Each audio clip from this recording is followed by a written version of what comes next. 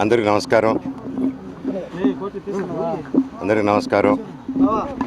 నిన్న నేను రాయచోటికి వెళ్ళడం జరిగింది. రాయచోటికి వెళ్ళి అక్కడ ఒక ఈవెంటు, ఒకరు సినిమా తీసి ఎంతో కష్టపడి సినిమా తీస్తే మన రాయలసీమ ప్రాంతం నుంచి అక్కడ నన్ను మాట్లాడతా నిన్న వాళ్ళు ఫంక్షన్కి, మూవీ ఫంక్షన్కి నన్ను పిలిస్తే నేను తప్పకుండా వస్తానని చెప్పి రాయచోటికి వెళ్ళడం జరిగింది. వెళ్ళి ఆ రోజంతా నేనంతా అక్కడ టైం స్పెండ్ చేసి ఈవినింగ్ ఫంక్షన్ చూసుకొని అక్కడ ఆ ఫంక్షన్లో కూడా నేను మాట్లాడడం జరిగింది. తొక్కుదామని చూస్తున్నారని. ఎందుకురా వీడు ఆడియో ఫంక్షన్కి వచ్చి, ఇది ఒక ట్రైలర్ టీజర్ లాంచ్కి వచ్చి, ఒక మంచి మూవీ ఫంక్షన్కి వచ్చి ఎందుకు ఇది అన్నాడు. ఎందుకన్నానంటే అన్న, నేను అక్కడికి వెళ్ళి ఫంక్షన్కి స్టేజ్ ఎక్కక ముందు నేను ఈ ప్రాంతంలో ఉన్నానని చెప్పి, ఇక్కడ ఎవరైతే మనకు సపోర్ట్గా ఉన్నారో, ఎవరైతే కొంచెం గొంతు విప్పి కొంచెం ముందుకొచ్చి నాకు లెటర్లు పంపించి ఇక్కడ జరిగే అన్యాయాలు చెప్తున్నారో వాళ్ళ మీద దాడులు మొదలుపెట్టారు ఎప్పటి నుంచో. ఆ దాడులు బయటికి చెప్పుకోలేరన్న ఇక్కడ. ఎందుకంటే ఎన్నో కోట్లు పెట్టి వాళ్ళ పొలాలు కొనుక్కొని, కొంతమంది ఇక్కడే వాళ్ళ పొలాల మీద బిల్డింగ్లు కట్టుకొని, ఎన్నో కోట్లు ఖర్చు పెట్టి లోన్లు తీసుకొని బిల్డింగ్లు కట్టుకొని వచ్చే డబ్బు మీద, వచ్చే ఫీజుల మీద, వచ్చే హాస్టల్ రెంట్ల మీద బ్రతుకుతున్నారు.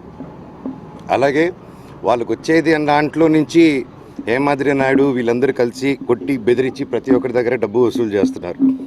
పర్ స్టూడెంట్కి ఇంత అని చెప్పి ఈ కంప్లైంట్స్ నాకు వచ్చింది.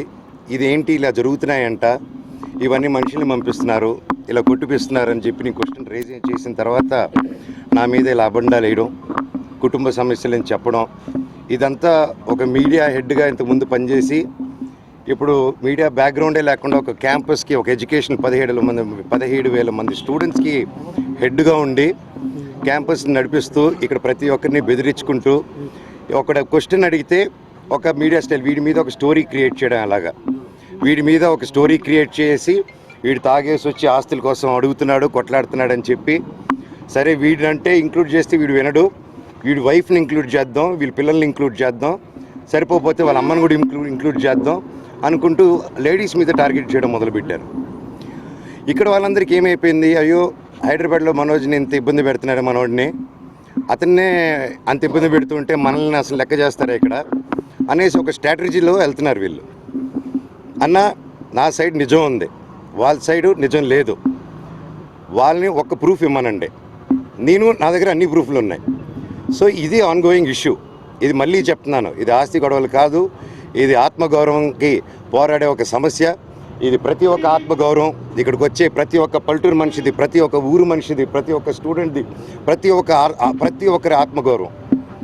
తెలంగాణ గవర్నమెంట్లో నేను వెళ్ళి వెంటనే కంప్లైంట్ చేయగానే డీజీ గారికి, మా కమిషనర్ సుధీర్ బాబు గారికి, అలాగే మా పాటి షరీఫ్ సిఐ, ప్రతి ఒక్కరికి సిఐ గారికి, ప్రతి ఒక్కరికి మేము గురువారెడ్డి గారికి, ప్రతి ఒక్కరికి మేము అక్కడ విన్నపం చేసి ఆ బౌన్సర్ది మీరంతా టీవీల్లో చూశారు అక్కడ. కాబట్టి బయటకు వచ్చేసింది, అప్పుడు ప్రెస్లో వచ్చింది కాబట్టి అందరూ ధైర్యం చేసి చెప్పారు కాబట్టి కోర్టు నుంచి ఆర్డర్స్ వచ్చి బౌన్సర్స్ ఉండకూడదని చెప్పి కమిషనర్ గారు కూడా స్ట్రిక్ట్ ఆర్డర్స్ ఇచ్చి అక్కడ కంట్రోల్ చేయగలిగారు. నేను లాస్ట్ టైం ఇక్కడికి వచ్చినప్పుడు, గొడవలకు వచ్చినప్పుడు నేను క్లియర్గా నేను చెప్పాను, సిఐ గారికి, డిఎస్పీ గారికి క్లియర్గా చెప్పాను, సార్ ఇలా ఉందంటే వాళ్ళు ఇమ్మీడియట్గా యాక్షన్ తీసుకొని కంట్రోల్ చేశారు అప్పుడు ఇష్యూని. దానికి నిజంగా thank you very much sir, ఇమ్మీడియట్గా రెస్పాండ్ అయినందుకు.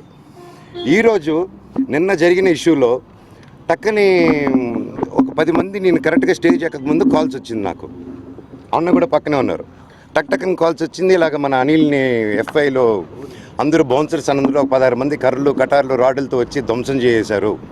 ఎందుకంటే కొద్ది రోజుల క్రితం ఈయన మన క్యాంపస్లో ఉన్నప్పుడు వినయ్ గారు పలువురు చాలామందితో అదే హెడ్స్తో కూర్చొని అందరూ హాస్టల్స్ కూర్చొని చెప్తూ ఉంటే నిలబడి, సార్ ఇక్కడ టెర్రరిస్టులు లేరు, పిల్లలే, ఇంత బౌన్సర్స్ ఎందుకు సార్, వాళ్ళు కొంతమంది బౌన్సర్స్ రాత్రి అయితే తాగేస్తున్నారు, ఇక్కడ గొడవలు చేస్తున్నారు, దయచేసి వాళ్ళతో ఇవి అవుతుంది, ప్రొఫెషనల్ సెక్యూరిటీ గార్డ్స్ని పెట్టండి సార్, ప్రొఫెషనల్ ఆర్మీ వాళ్ళని పెట్టండి సార్, ఆల్రెడీ ఆర్మీ వాళ్ళు కొంతమంది ఉన్నారు, ఇంకా పూర్తిగా వాళ్ళని పెట్టి డిసిప్లైన్గా ఏ అలవాట్లు లేని వాళ్ళని సెలెక్ట్ చేసి పెట్టాలి ఇంతమంది స్టూడెంట్స్ ఉన్నప్పుడు.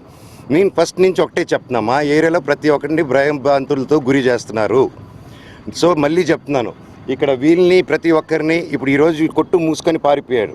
మీరు నోటీస్ చేస్తే నేను గొడవ అయిన వెంటనే సీసీటీవీలు లాక్కొని వెళ్ళడం, హైదరాబాద్లో కూడా నా ఇంట్లో నుంచి సీసీటీవీలు లాక్కొని వెళ్ళడం, ఎక్కడే గొడవ జరిగినా సీసీటీవీలు లాక్కొని వెళ్ళడం. సో ఇది ఆనవాయితీ అయిపోయింది. So as it is same repeat అవుతుంది ప్యాటర్న్. దయచేసి నేను రిక్వెస్ట్ చేస్తున్నాను, ఎమ్మెల్యే గారిని కూడా నేను ట్రై చేశాను. సార్, నానిగారు మీకు నమస్కారం. ఇక్కడున్న ప్రతి ఒక్కరూ మీకు సపోర్ట్ చేసి ఓట్లు వేశారు సార్. అండ్ మీకు తెలుసు ప్రతి ఒక్కరు నిలబడి సపోర్ట్ చేశారు. ఇక్కడ ప్రజలందరికీ మీ సపోర్ట్ కావాలి sir. We're doing a good governance. ఇక్కడ కూడా ఈ సమస్యలు మీ దృష్టికి తీసుకొస్తున్నాను. తీసుకొచ్చి ఇక్కడ మన వాళ్ళకి ప్రతి ఒక్కరికి సేఫ్టీ కలిగండి సార్. అంతే, ప్రతి ఒక్కరికి మీరు ధైర్యం ఇవ్వండి. నేను అడిగేదాన్ని ఏమి ఇవ్వకండి, వాళ్ళకి ధైర్యం ఇవ్వండి. ఇలా పోలీస్ సిబ్బంది ఉంది, మీరున్నారు, గుడ్ గవర్నెన్స్ ఉందని నిన్ను నమ్ముతున్నాను. అది కూడా ఇక్కడ ప్రజలు నమ్మేలాగా చేద్దాం మనం. గత 5 yearsగా, గత కొద్ది సంవత్సరాలుగానే వీళ్ళని లాస్ట్ 3-4 yearsగా అసలు ఎలా ఉందంటే 3 years బ్యాక్ ఇలా లేదండి. ఎప్పుడు నాన్నగారు ఇది చూసుకునేంత కాలం ఇది ఇలా లేదండి. ఆయన 10 మందికి హెల్ప్ చేయాలని స్టార్ట్ చేసిన క్యాంపస్ 3 years నుంచి ఏమైందో తెలియదు. ఎందుకు ఇలా ఎవరు మేనేజ్మెంట్కి వెళ్ళిందో ప్రతి ఒక్కరికి తెలుసు మీకు. సో దయచేసి please look in to it. ఈ బౌన్సర్స్ని అంతా ఎండ్ చేయండి. ఇది వీళ్ళకి కూడా దెబ్బలు తగిలింది. ఇప్పుడు ఆయన ప్రాణభయాలతో ఆఫ్ చేసుకొని ఆయన ఎక్కడికో వెళ్ళిపోయాడు. ఆయనకు కూడా ఫోన్స్ వచ్చి బెదిరింపులు జరిగాయి. ఆయన కూడా ఇది కొట్టిన తర్వాత, ఇదంతా అయిన తర్వాత క్యాంపస్లోకి తీసుకెళ్ళి వాళ్ళందరూ బెదిరించారంట. ఇక్కడ కొంతమంది కూడా దెబ్బలు తగిలింది. పిల్లలు కూడా భోంచేస్తున్న పిల్లలు వీళ్ళన్నీ జరిగేటప్పుడు పిల్లల ముందు ఇవన్నీ చేస్తే ఏరియాలో ఇంకెంత భయపడతారండి. ఇది కేవలం ఇంటిమిడేషను. ఇది అంతం చేయాలి. దయచేసి మీ అందరూ రిక్వెస్ట్ చేస్తున్నాను. అలాగే విష్ణు గారు, వినయ్ గారు కూడా ఈ విషయాన్ని సీరియస్గా తీసుకొని దయచేసి ప్రేమను పంచండి.